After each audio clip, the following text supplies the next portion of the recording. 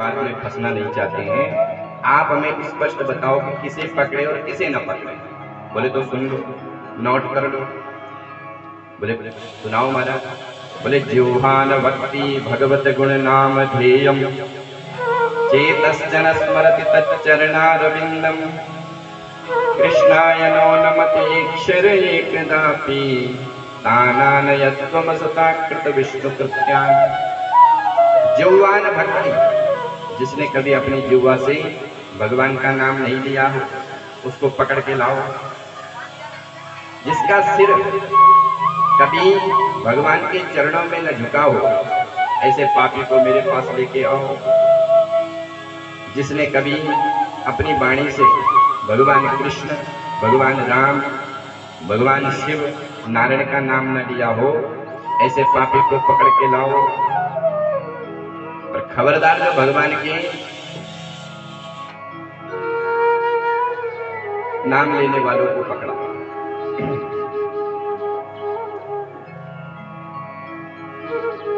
श्री सुखदेव जी कहते हैं, परीक्षित, यह इतिहास कुंभज ऋषि ने मुझे मलयाचल पर्वत पर सुनाया। आज मैंने भगवान के नाम की महिमा आपको सुनाई। आगे कश्यप जी की 13 पत्नियों का भी वर्णन है। देवता, दैत्य, धनुज, दानव, यक्ष, किन्नर, गंधर्व आदि सबका वर्णन है। अभी महाराज सप्तम स्कंद में परीक्षित ने बड़ा सुंदर एक प्रश्न कर दिया।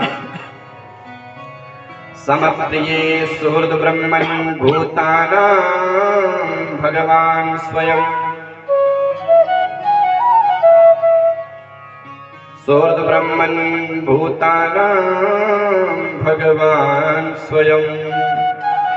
इंद्रस्य कथं दैत्या नवदी पुरुषोदशाः। हे प्रभु,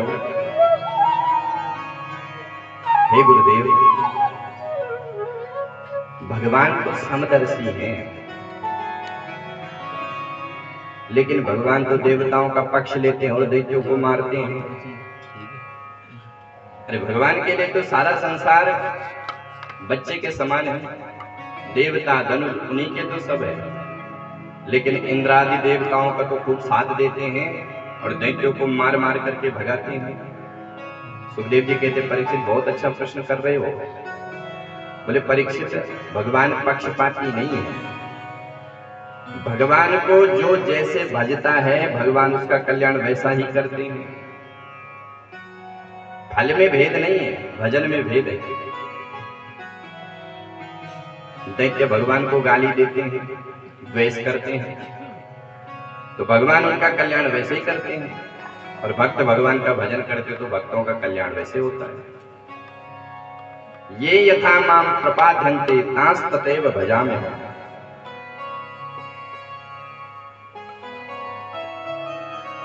रावण को क्या पता नहीं था कि राम भगवान है? उसको पता था। राम जी ने जब खरदूषण को मारा तो रावण समझ गया, खरदूषण मौसम बलवंता इन्हीं न मारे बिनु भगवंता। बोले खरदूषण मेरे समान बलवान है और इनको भगवान के अलावा कोई मार नहीं सकता, इसलिए भगवान ने अवतार ले लिया। तो क्या करें? बोले भजन तो मेरे से होगा नहीं, क्योंकि हो ही ना भजन तामस से। जो तामसिक लोग होते वो भजन थोड़ी कर सकते हैं। तो क्या करें?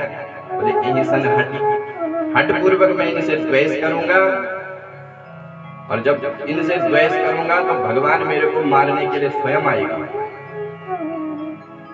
तो रावण ने द्वेष किया। इन राक्षसों ने भगवान से भगवान का भजन किया, लेकिन भजन की प्रक्रिया अलग थी।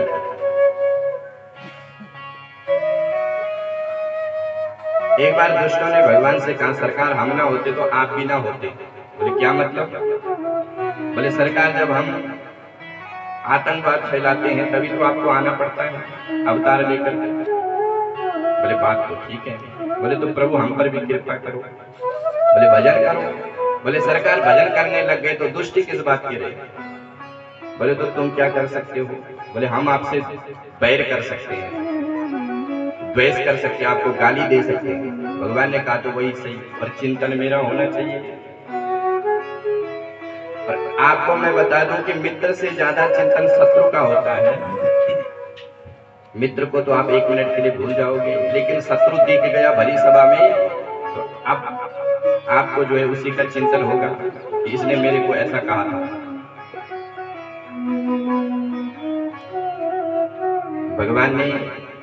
भगवान जब राक्षसों को मारते हैं तो एक ही बाण प्राण हर लीना, प्राण को हर लिया। उसके बाद क्या किया? बोले दीन जान के निज पद दीना, अपना ही पद दिया। सुखदेव जी कहते हैं राजन, काम क्रोधादि विकार सर्वदा त्याज्य है, लेकिन अगर ये विकार को त्याग नहीं सकते तो मोड़ लो भगवान की ओर। परीक्षित ने कहा गुरुदेव इन विकारों से भी क्या भगवान मिलते हैं? बोले हाँ। बोले किसी को मिला कोई प्रमाण है? तो एक एक का प्रमाण दिया। गोप्यः कामात् भयात् कंसो द्वेषात् चैतन्यो नृपा संबंधा वृष्णय स्नेहा यूयं भक्त्या वयं विभो। गोप्यः कामात्, गोपियों ने भगवान को कांत भाव से भजा। भयात् कंसो, कंस ने भगवान का भजन कैसे किया? कंस ने नारद जी से पूछा गुरुदेव मेरा काल कैसा होगा? बोले काला काला मुरली वाला होगा। अब तो कंस जहां काली वस्तु देखता वहीं से भाग जाता। बोले आ गया कृष्ण।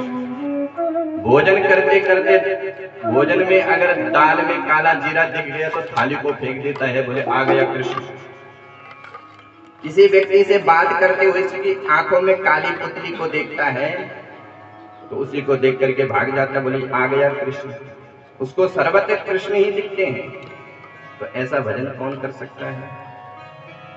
द्वेषा चैतन्यो नृपा। शिशुपाल भगवान को 99 गाली देता। प्रातः काल उठता और उठते ही गाली शुरू। 99 गाली देता रोज। भगवान ने उसका कल्याण वैसे ही किया। संबंधा वृष्णय स्नेहा यूयं भक्त्या वयं विभो। तो भगवान उनका भी कल्याण करते हैं जो द्वेष करते हैं, लेकिन ये पद्धति नहीं है। अब आप ऐसा मत सोचना कि हम भी भगवान को गाली देंगे तो भगवान हम पर कृपा करेंगे। देखो जो दुष्ट होता है वो हमेशा भयक्रांत रहता है, वो क्लेश में भरा रहता है और फिर भगवान उसको मारते हैं। लेकिन जो भक्त होता है वो आनंद में रहता है और मरने के बाद वो भगवान के पद को जाता है। सुखदेव जी कहते हैं परीक्षित अगर भगवान दैत्य जाति से द्वेष करते हैं तो दैत्य जाति में एक प्रहलाद भी हुए। हिरण्यकश्यपु को तो भगवान ने मारा और हिरण्यकश्यपु के पुत्र को भगवान ने तारा।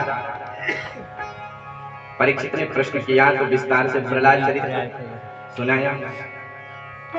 सुखदेव जी कहते हैं परीक्षित भगवान ने जब हिरण्याक्ष नाम के दैत्य को मारा तो हिरण्यकश्यपु तब से भगवान से बैर करने लग गया और इसने मंदराचल पर्वत पर भयंकर तपस्या करी। इतनी दिव्य तपस्या थी कि पूरा शरीर दीमक में ढक गया। ब्रह्मा जी प्रकट हुए। ब्रह्मा जी ने कहा वरम बुरियात, वरदान मांगो वत्स। हिरण्यकश्यपु वरदान मांगता है अमरत्वम देहि मे पितामह, हे पितामह मेरे को अमर बनाओ। ब्रह्मा जी ने कहा असंभव। बोले ये सृष्टि का नियम है कि जो आएगा उसको मरना ही है, तुम अन्य वरदान मांगो। बोले महाराज फिर मैं चाहे कितने भी वरदान मांगू? बोले हाँ चाहे जितने मांगो। तब तो महाराज वरदानों की झड़ी लगा ली कि न मैं दिन में मरूं न मैं रात में मरूं, न मैं अस्त्र से मरूं न मैं शस्त्र से मरूं, न मैं देवता से मरूं न मैं राक्षस से मरूं, न मैं मनुष्य से मरूं न मैं जानवर से मरूं, न मैं आकाश में मरूं न मैं धरती में मरूं। 12 महीने में किसी महीने में न मरूं, और ब्रह्मा जी आपकी बनाई हुई सृष्टि में मैं किसी से ना मरूं। ब्रह्मा जी ने कान पकड़ लिए, राम राम, इतने वरदान तो किसी ने नहीं मांगे। और भैया तेरी तपस्या दिव्य है इसलिए सारे वरदान दिए। हिरण्यकश्यप के 4 पुत्र हुए, राग, अनुराग, सहलाद और प्रहलाद। प्रहलाद जी महाराज सबसे छोटे लेकिन दिव्य गुणग्राही, ब्रह्मण्योशील संपन्ना सत्यासंध जितेंद्रिया। बड़े दिव्य ज्ञानी थे लेकिन बचपन में ही इनको एक रोग लग गया, एक ग्रह लग गया। कौन सा ग्रह? बोले कृष्ण ग्रहे गृहीतात्मा नवेदा जगदीदृशम। कृष्ण रूप में टेढ़ी टांग वाले ने इनको बचपन में ही जकड़ लिया। साहब इसके लक्षण क्या है? 9 ग्रहों से तो सब ग्रसित है, लेकिन अगर 10वां ग्रह लग गया, वो 10वां ग्रह कौन है? बोले कृष्ण ग्रह। साहब इसके लक्षण क्या है? बोले जिसको कृष्ण ग्रह लगता है वो कभी तो रोने लग जाता है, कभी हंसने लग जाता है, कभी वो मुक्त कंठ नाचने लगता है, कभी गाने लगता है। प्रहलाद जी महाराज बड़े दिव्य महापुरुष थे। बचपन में इनको पढ़ाने के लिए भेजा। दैत्य पुत्र है तो दैत्य नीति सिखाओ। इनके गुरु हुए संड और अमर, शुक्राचार्य के पुत्र। शुक्राचार्य जी तपस्या के लिए गए तो दोनों पुत्रों ने इन दैत्य बालकों को पढ़ाया। गुरुकुल का नाम था हिरण्यकश्यप दानव विश्वविद्यालय। दैत्य नीति का आदेश दिया। दोनों ने कहा ठीक है महाराज, दैत्य नीति सिखाएंगे। अब ये गुरुजी नहीं है, ये मास्टर जी हैं। मास्टर, गुरुजी में और मास्टर में बहुत भेद है। गुरुजी वह होता है जो आत्मकल्याण की विद्या पढ़ाए, और मास्टर वो होता है कि सरकार ने जो आदेश दिया वही पढ़ाए। सरकार कहती है कि साहब गांव में से गणित पढ़ाना बंद करो। क्यों? बोले सांप्रदायिकता फैलती उत्तर प्रदेश में। साइकिल वाले ने कहा था, बोले तो क्या पढ़ाए? बोले गाने से गधा पढ़ाना शुरू कर दो, सांप्रदायिकता फिर नहीं फैलेगी। तो सरकार ने जो नियम बनाए हैं मास्टर जी को वही पढ़ाना पड़ता है। खूब दैत्य नीति सिखाई। अब एक दिन महाराज हिरण्यकश्यप को अपने पुत्र से मिलने के लिए आए गुरुकुल में। पुत्र ने प्रणाम किया और कहा कि बेटा तुम ये बताओ कि आज तक की विद्या काल में तुमने क्या पढ़ा? बोले पिताजी हमने एक बहुत बढ़िया बात सीखी है। बोले बेटा जरा सुना दो कौन सी बात तुमने सीखी है। प्रहलाद जी सुनाने लग गए। तत्साधुमन्यम सुरवर्य देहिना सदा समुद्विग्न दिया मसगृहा हित्वात्मपातं गृहमन्दकोपं वनं गतो यद हरिमाश्रयिता। पिताजी ये सारा संसार झूठा है। संसार की वासना सब झूठी है। ये जो संसार है ये एक अंधकुआं है, गृहमंदकूपम। और इस अंधकुएं से बचने का एक ही साधन है कि भगवान का भजन कर लो। यही जीवन का सार है, बाकी सब असार है। अब हिरण्यकश्यप ने जब सुना तो हिरण्यकश्यप को भयंकर क्रोध आया, पर विचार किया कि ये तो बच्चा है, इसकी बुद्धि को किसी ने भड़काया है तभी तो ऐसी बातें करता है। तो बच्चे से कहा बेटा बहुत बढ़िया, जरा अपने गुरुजी को बाहर बुलाओ। प्रहलाद जी भीतर गए। गुरुजी आपको पिताजी बुला रहे हैं। अब तो संडा मर हड़बड़ाते हुए बाहर आए। बोले महाराज आप कब पधारे? बोले मैं बाद में बताऊंगा कि मैं कब आया, पहले तू ये बता मेरे बेटे को क्या पढ़ा रहा है। मेरे बेटे को बाबा बैरागी बनाना चाहता है। तुमने सारी विद्या का भगवाकरण कर दिया है। मेरा बेटा मेरी गोद में कह रहा है कि पिताजी हरि का भजन कर लो, यही जीवन का सार है, बाकी सब बेकार है। यही पढ़ाने के लिए भेजा था मैंने। अब तो गुरुजी थर थर कांपे, सरकार हमने ये नहीं पढ़ाया। हिरण्यकश्यप कहता है कि सावधान, अगर मेरा बेटा ऐसी बातें करेगा तो फिर मुझसे बुरा कोई नहीं होगा। संडामर्क जी बेचारे थर थर कांपते हुए भीतर आए। प्रहलाद जी को समझाया तो प्रहलाद जी समझे नहीं। अब एक दिन की बात, गर्मियों का महीना, गर्मी की छुट्टी हुई। संडामर्क जी प्रहलाद जी को घर ले गए। मां कयाधु ने प्रहलाद का सुंदर श्रृंगार किया, आंखों में काजल लगाया, माथे पर एक काला टीका लगाया और कहा कि बेटा जाओ अपने पिताजी को प्रणाम करो। प्रहलाद जी महाराज हिरण्यकश्यप को प्रणाम करने के लिए गए। हिरण्यकश्यप ने गोद में उठाया और प्रश्न फिर वही, बोले बेटा आप बताओ तुमने कौन सी विद्या पढ़ी है? प्रहलाद जी कहते पिताजी अब तो मैंने एक नहीं 9 प्रकार की विद्या सीख ली है। वाह बेटा। हिरण्यकश्यप ने सोचा लगता है 9 प्रकार की दैत्य नीति सीखी हो। बोले बेटा जरा सुना दे। तो प्रहलाद जी महाराज सुना बेटे भगवान की नवदा भक्ति, श्रवणम कीर्तनम विष्णु स्मरणम पाद सेवनम अर्चनम वंदनम दास्य सख्यम आत्मनिवेदनम। नवदा भक्ति का जब विस्तार से व्याख्यान किया कि पिताजी भगवान की ही कथाओं का श्रवण करो, उन्हीं के कीर्तन करो, स्मरण करो, वंदन करो, पाद सेवन करो, जो व्याख्यान किया तो हिरण्यकश्यप ने अपने पुत्र को धरती पर पटक दिया और उठाई तलवार और संडामर्क के गले पर रख दी। दुष्ट ब्राह्मणों, तुम्ही ने मेरे बेटे को इसकी शिक्षा को दिन प्रतिदिन बढ़ाया, अब मैं तुमको नहीं छोड़ूंगा। अब तो दोनों थर थर कांपे। सरकार चाहे आप गंगा जल उठा लो, हमने इसको नहीं पढ़ाया, ये तो पढ़ाया आया है। न मत प्रणीतम न पर प्रणीतम सुतो वदत्ते सतवेन्द्र शस्त्रो नैसर्गिकीयं मतिरस्य राजन् नियक्षमन्यो कदता स्ममानः। नैसर्गिकीयं, इसकी मति प्रकृति के द्वारा ऐसी है, हमने इसको नहीं पढ़ाया। हिरण्यकश्यप ने विचार किया कहीं ऐसा ना हो कि ये मेरी मृत्यु का कारण न बन जाए। तो प्रहलाद जी को समझाया। प्रहलाद जी जब नहीं समझे तो हिरण्यकश्यप ने कहा बेटा तू मेरा दाहिना हाथ है, और यदि हाथ में कोई भयंकर रोग हो गया और डॉक्टर कहते हैं कि इसको काट दो नहीं तो रोग जो है पूरे शरीर में फैल जाएगा, तो बुद्धिमान वही है कि उसी हाथ को काट देता है। तो बेटा तुझमें नारायण भक्ति का रोग लग गया है, और यदि मैंने इस रोग को ठिकाने नहीं लगाया तो ये रोग सब में फैल जाएगा।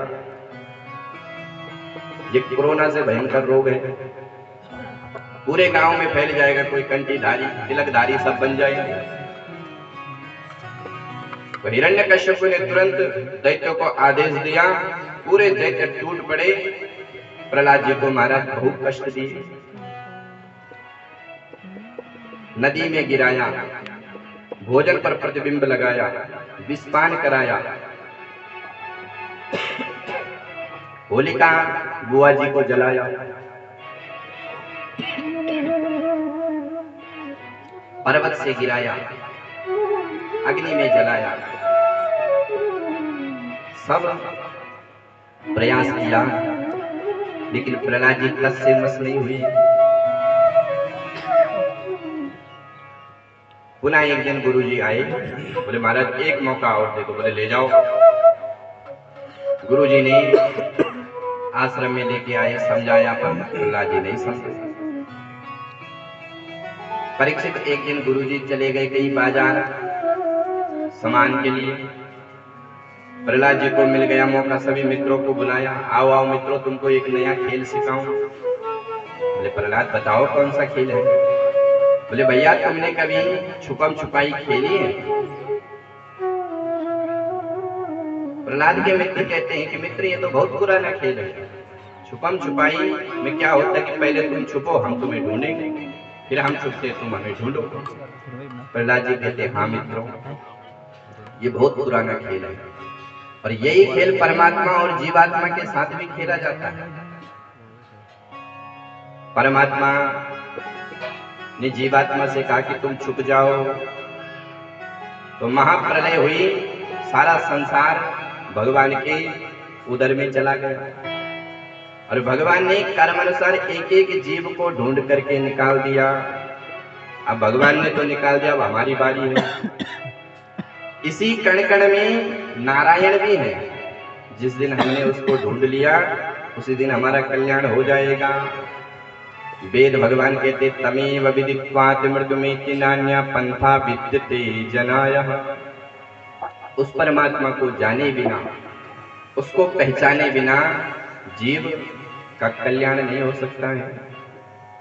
प्रहलाद के मित्र कहते कि प्रहलाद, तुम्हारे भी गुरुजी वही और हमारे भी गुरुजी वही, लेकिन हमको तो ऐसी बातें गुरुजी कभी पढ़ाते नहीं, तुमको कहां से पढ़ाते?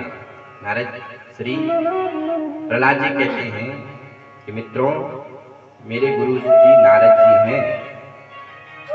मेरे पिता जब तपस्या के लिए गए थे तो मेरी माँ का हरण इंद्र ने किया। इंद्र के चंगुल से नारद जी ने मेरी माँ को बचाया और अपने आश्रम में रखा, और उसी आश्रम में बैठे बैठे मैंने भगवान की दिव्य लीलाओं का श्रवण किया। तब मुझे पता है ये कोई मनमुखी बातें नहीं है, ये परंपरा से चली हुई बातें हैं। प्रहलाद जी कहते हैं मित्र, तेरी बातों पर मन तो हमारा भी करता है कि हम भी खूब नाचे, खूब गाए, लेकिन तेरे पिता की शकल याद आती है तो हमको बड़ा डर लगता है। प्रहलाद जी कहते हैं कि मित्रों, भगवान क्या मेरे घर के हैं क्या? वो तो सबके हैं। देवासुरो मनुष्यो वा यक्ष गंधर्व एव च भजन मुकुंदश्चरणा। वो सबका है, वो मेरा भी है, वो तुम्हारा भी है। जो परमात्मा मेरी रक्षा करता है वही परमात्मा तुम्हारी रक्षा भी करेगा। फिर क्या था महाराज, आश्रम में गुरुजी है नहीं, अब मित्रों को मिल गया मौका।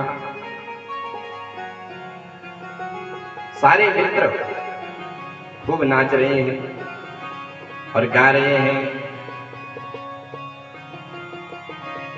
मैनू राम जी दे चरणा दा दिन रात सहारा है। मैनू राम जी दे चरणा दा दिन रात सहारा है। मेरी डोले दी बेड़ी नो, मेरी डोले दी बेड़ी नो, ए द्वार किनारा है हो। मैनू राम जी दे चरणा दा दिन रात सहारा है।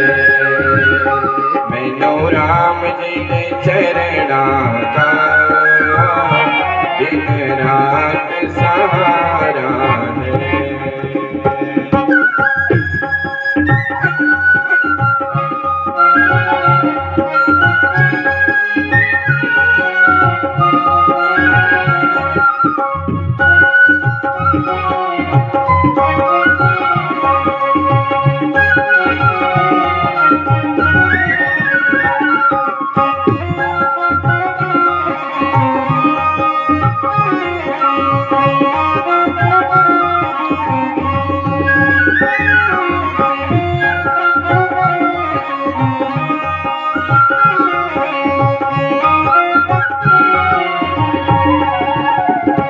मैनू धन दिया दौलत की कोई भी लोड़ नहीं। मैनू धन दिया दौलत की कोई भी लोड़ नहीं।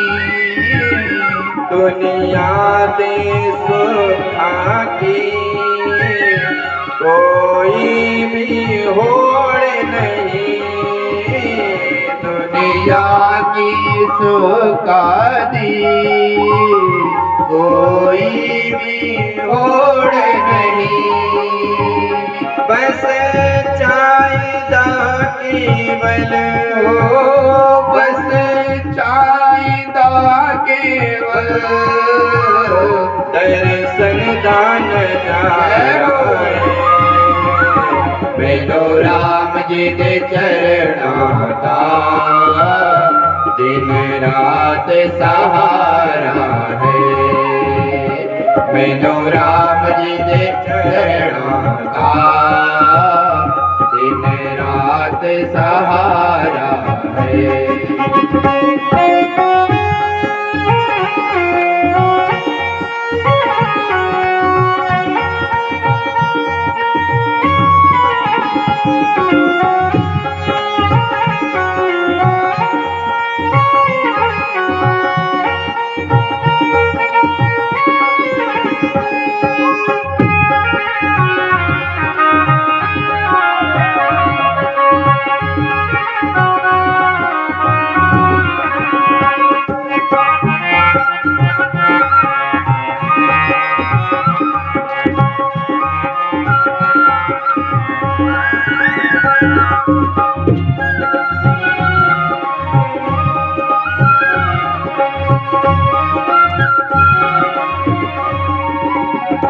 तेरे हाथ विच है दाता मेरे जीवन की डोरी, तेरे हाथ विच है दाता मेरे जीवन की डोरी।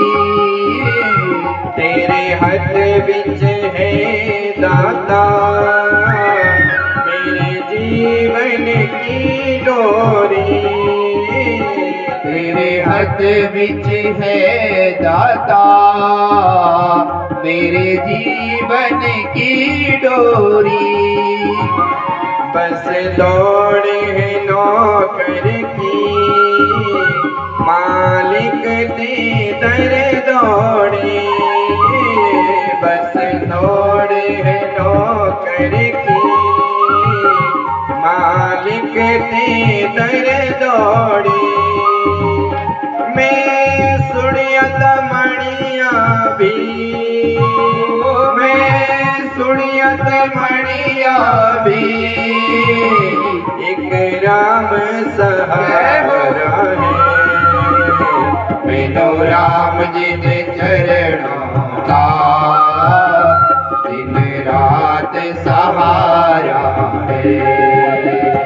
मैनो राम जी दे चरणों का दिन रात सहारा है।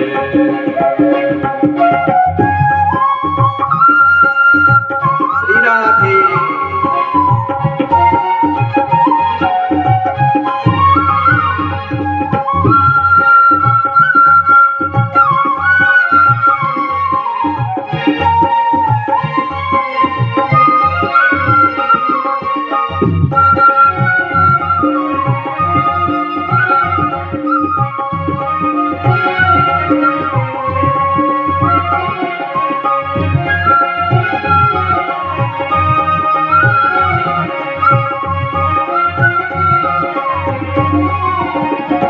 मेरे तन में समा जाओ, मेरे मन में समा जाओ, मेरे तन में समा जाओ, मेरे मन में समा जाओ। बड़े दयालु हो भगवन कहते तरस दिखा जाओ, बड़े दयालु हो भगवन कहते तरस दिखा जाओ। मेरे मन दा मंदिर ही, मेरे मन दा मंदिर ही मेरा धाम प्यारा हो, मैनू राम जी दे चरणा दा दिन रात सहारा है। मैनू राम जी दे चरणा दा दिन रात सहारा है। मैनू राम जी दे चरणा दा दिन रात सहारा है। मैनू राम जी दे चरणा दा दिन रात सहारा है।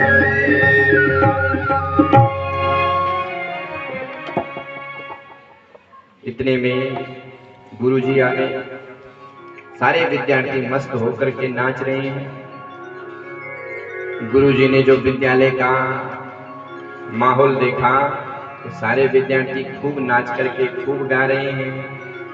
राधा राधा कृष्ण राधा राधा राधा कृष्ण राधा राधा राधा कृष्ण राधा राधा राधा कृष्ण राधा राधा कृष्ण राधा राधा कृष्ण राधा राधा कृष्ण राधा राधा कृष्ण राधा राधा राधा कृष्ण राधा राधा राधा कृष्ण राधा गोविंद गोविंद गोपाला मुरली मनोहर नंदलाला गोविंद गोविंद गोपाला मुरली मनोहर नंदलाला गोविंद गोविंद गोपाला मुरली मनोहर नंदलाला गोविंद गोविंद गोपाला मुरली मनोहर नंदलाला राधा राधा कृष्ण राधा राधा राधा कृष्ण राधा। गुरुजी ने जो विद्यालय का माहौल देखा तो गुरुजी दौड़े दौड़े हिरण्यकशिपु के पास गए।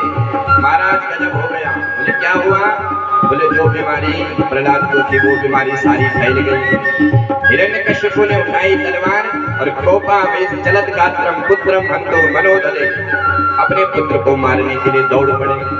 और हिरण्यकशिपु ने जो विद्यालय का स्वरूप देखा तो सारे विद्यार्थी खूब नाच रहे हैं। गोविंद मेरो है गोपाल मेरो है, गोविंद मेरो है गोपाल मेरो है, श्री बांके बिहारी नंदलाल मेरो है, श्री बांके बिहारी नंदलाल मेरो है। गोविंद मेरो है गोपाल मेरो है, गोविंद मेरो है गोपाल मेरो है, गोविंद मेरो है गोपाल मेरो है, गोविंद मेरो है गोपाल मेरो है, गोविंद मेरो है गोपाल मेरो है, गोविंद मेरो है गोपाल मेरो है, गोविंद मेरो है गोपाल मेरो है।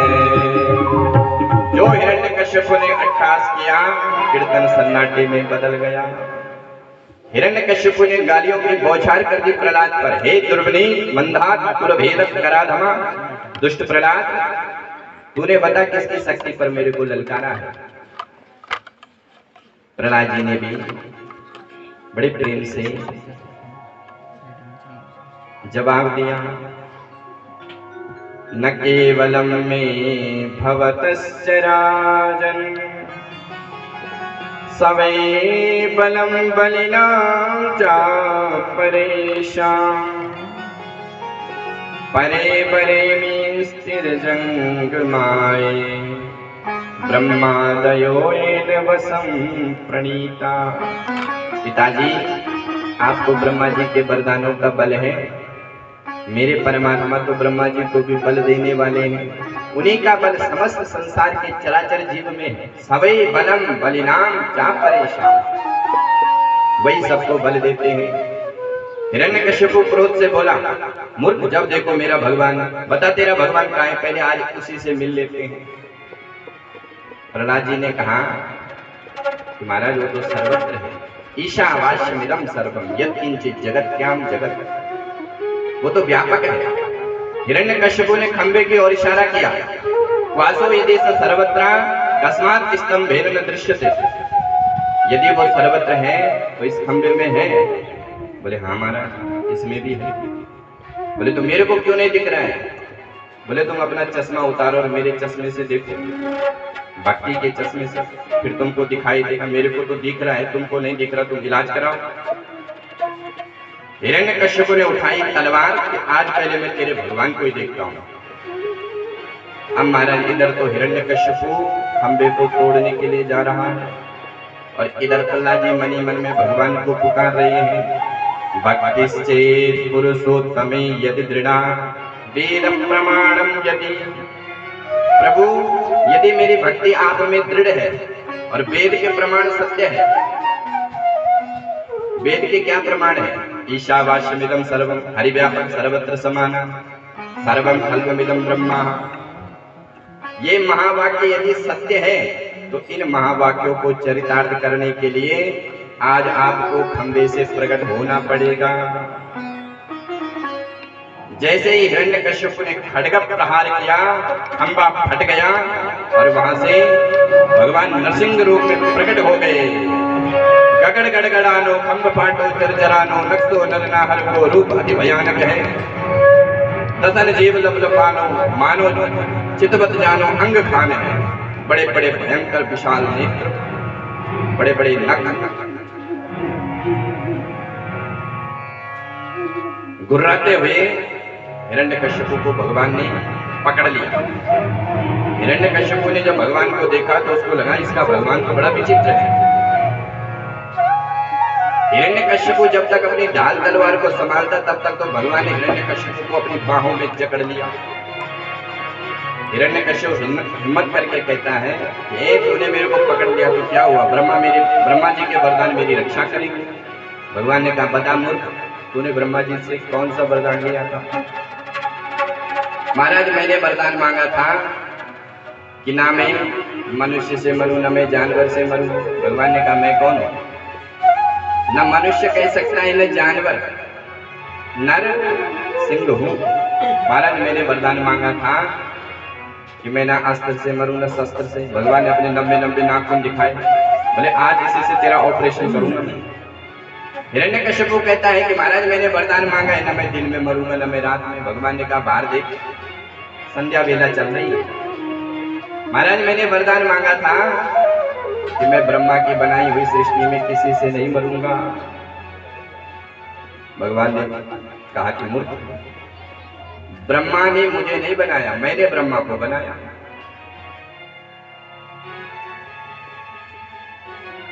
ब्रह्मा जी के सारे वरदानों की रक्षा करते हुए भगवान ने जंगों पर लिटा करके हिरण्यकश्यप का उदर विदीर्ण कर दिया और उसकी आंतों को अपने गले में डालने लग गए। हिरण्यकश्यप का अंत हुआ। अब भगवान नरसिंह का क्रोध ही शांत नहीं हो रहा है। भगवान नरसिंह के क्रोध शांत करने के लिए ब्रह्मा जी आए। दहाड़ मार करके भगवान ने ब्रह्मा को भगाया। भगवान शिव भी आए, ये भगवान का सर्वावतार हुआ, पर भगवान फिर भी शांत नहीं हुए। अंत में प्रहलाद जी ने भगवान को पुकारा और प्रहलाद की स्तुति पर भगवान प्रसन्न हुए। प्रहलाद जी ने भगवान की 42 श्लोकों में बड़ी सुंदर स्तुति करी। प्रहलाद जी कहते हैं ब्रह्मादया सुरगणा मुनयेत सिद्धाः सत्वा कतेन वततो वचसा प्रभाव नारादितं पुरुगणा अदुने विष्णु किं तोष्टुमर्हते समिहोग्र जाते। हे प्रभु, ब्रह्मादि देवताओं ने आपकी स्तुति करी विविध छंदों में, लेकिन आप उनकी स्तुति पर प्रसन्न नहीं हुए। और मैं अधम जाति का, राक्षस कुल का, लेकिन प्रभु मुझे लगता है आप किसी गुण पर रीझते नहीं हो। कोई 12 गुणों से संपन्न कोई ब्राह्मण यदि भक्ति से रहित आपको पुकारेगा तो आप उसकी पुकार पर नहीं आएंगे। लेकिन कोई स्वपज, कोई अधम भी यदि भगवान को भक्ति से पुकारता है तो भगवान उसकी भक्ति पर प्रसन्न हो जाते हैं। मन्नी धना विजन रूप तपोसु तेजा। प्रभु आपको ना तो धन रिझा सकता है, न तपस्वी आपको रिझा सकता है, न कोई ज्ञानी, न कोई ध्यानी, लेकिन आप रिझते हैं तो भक्त्यात् तोष भगवान गजयूथ पाया। गजेंद्र ने आपको केवल भक्ति से एक कमल दल सौंपा, उस गज की उस भक्ति पर आप रीझ गए। भगवान ने कहा, प्रहलाद तुझे मेरे को देख करके डर नहीं लग रहा है? प्रहलाद जी कहते नहीं प्रभु। बोले क्यों? मेरी ये लंबी लंबी जिह्वा, कटकटाते दांत, सूर्य के समान दिव्य नेत्र, लंबे लंबे नख। प्रहलाद जी कहते सरकार ना हम विभेम्य। प्रभु जंगल में जब सिंह दहाड़ करता है तो जंगल के जितने भी नर नारी, जितने भी पशु पक्षी हैं, सब पलायन कर जाते हैं, लेकिन उसका बच्चा उसके सिर पर और बैठ जाता है। तो प्रभु मैं जानता हूं कि आपका जो ये अवतार हुआ है, आपका जो ये स्वरूप है, ये मेरे लिए ही हुआ है, तो मैं क्यों डरूं? भगवान प्रसन्न हुए। भगवान ने कहा प्रहलाद तुम मुझसे कुछ वरदान मांगो। प्रहलाद जी कहते सरकार आप मेरे से ये बात मत कहिए, मैंने आपका भजन केवल आपसे मांगने के लिए नहीं किया।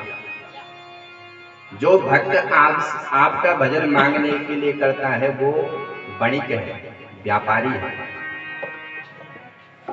सवै वणिक व्यापारी क्या करता है? 100 रुपए की चीज लाता है और 200 में बेचता है। तो प्रभु मैंने किसी कामना से आपका भजन नहीं किया। भगवान कहते कि बेटा कुछ तो मांग। तो प्रहलाद जी ने विचार किया कि जब बार बार भगवान कह रहे हैं तो मैं मांगता हूं। प्रहलाद जी ने कहा सरकार यदि आप देना चाहते हैं तो एक चीज मुझे दीजिए। बोले क्या? बोले यदि रासीद में कामन वरस्तुम वरदस्रवाः कामानां वृद्ध संलोहा भवतस्तु वृणीवरम। सरकार आप मेरे को ऐसा वरदान दीजिए कि मेरे मन में कभी भी किसी की कामना ना हो, मैं किसी से कुछ मांगू ना। मांगा भी तो क्या मांगा? बोले मैं कभी किसी से कुछ ना मांगा। हम भगवान के दर्शन के लिए जाते हैं, भगवान से कभी कुछ मत मांगो। हम मांगते हैं तो अपनी बुद्धि से मांगते हैं और हमारी बुद्धि अल्प है। एक राजा किसी किसान की सेवा पर अगर प्रसन्न हो गया और राजा कहे कि किसान मांगो, तो किसान क्या मांगेगा? ज्यादा से ज्यादा 1 एकड़ जमीन, गाय भैंस के लिए चारा। लेकिन अगर किसान कहे कि सरकार आप अपनी तरफ से दे दो, तो राजा न जाने क्या दे देगा। तो परमात्मा समस्त अखिल ब्रह्मांड के नायक है। हम भगवान की भक्ति करते और भगवान से कहते कि सरकार हमको ये दे दो। भगवान कहते कि ले बेटा ले ले। लेकिन अगर हम भगवान से ये कहते प्रभु आप अपनी इच्छा से दो, तो न जाने क्या दे देंगे, न जाने कौन सा लोक हमको प्रदान कर देंगे, क्योंकि वो तो अनंत ब्रह्मांडों के नायक है। भगवान ने कहा प्रहलाद तुम एक मनवंतर तक अपने पिता की गद्दी पर बैठो और उसके बाद तुम मेरे दिव्य लोक का सेवन करो। प्रहलाद ने कहा कि महाराज एक वरदान मुझे और दे दो। बोले ये जो मेरे पिताजी हैं इनकी अधोगति नहीं होनी चाहिए। भगवान कहते हैं कि प्रहलाद जिस घर में तेरा जैसा साधु पुरुष होता है उस घर की एक पीढ़ी नहीं बल्कि 27 पीढ़ियों का उद्धार होता है। त्रिसप्ता विपिता पूता पितृभि सहते नगा यद साधो गृहे जाता भवान वे कुल पावनम। जिस घर में तेरे जैसे साधु होते हैं, तेरे जैसे भक्त होते हैं, उस घर की एक नहीं बल्कि 21 पीढ़ियों का उद्धार हो जाता है। अपने पिता के निमित्त प्रहलाद जी ने भागवत की कथा करवाई। और अपने पिता का कल्याण करवाया।